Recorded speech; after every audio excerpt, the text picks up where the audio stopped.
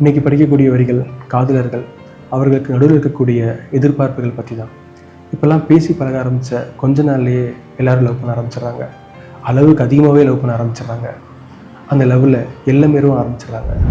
அவ்வளோ சீக்கிரம் நம்பிக்கை வந்துடுமா என்ன? அவங்க 2 பேர்த்துக்கிட்டே கேட்டோம் அப்படின்னம்னா, கண்டிப்பாக என்னை கைவிட்டுற மாட்டான், காலத்துக்கும் சேர்ந்துருப்போம் அப்படின்னு பேச ஆரம்பிச்சிடுறாங்க. இதில் என்ன கேள்வி வருது அப்படின்னா, அவங்க ஒருத்தருக்கு மேலே ஒருத்தர் வச்சுருக்க நம்பிக்கை இருக்கு இல்லையா, அந்த நம்பிக்கை காலத்துக்குமானதா இல்லை அந்த எல்லை மீறுதல் இருக்கு இல்லையா அதற்கு மட்டும் தற்காலிகமானதா?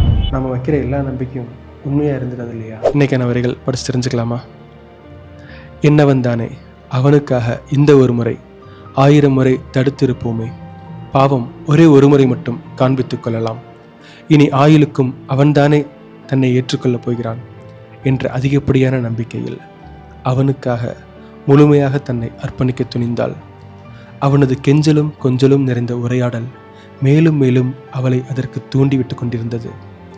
அவளும் பல நாள் ஏக்கமோ என்று அவனை கொஞ்சியவாறே மெல்ல மெல்ல ஆடை களைய தயாரானாள்.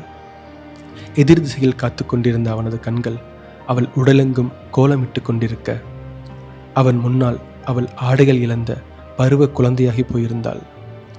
அவன் தன்னை தீண்ட வேண்டும் என்ற எண்ணம் அவள் மனசெங்கும் அலை பாய்ந்து கொண்டிருக்க, தான் திரையில் இருக்கிறோம் என்பதை மறந்து அவனிடம் முழுதாய் தன்னை இழந்து கொண்டிருந்தாள்.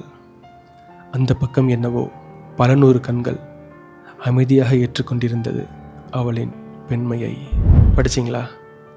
நான் என்ன சொல்ல வரேன்னு புரிஞ்சிருக்கும்னு நினைக்கிறேன். காதல் அப்படிங்கிறது முழுக்க முழுக்க இன்னொருத்தர் மேலே வச்சுருக்க நம்பிக்கை சார்ந்தது தான். ஆனால் எல்லை மீறுதலுக்காக மட்டுமே கொடுக்கக்கூடிய நம்பிக்கை உண்மையான காதலாக இருந்துருமா?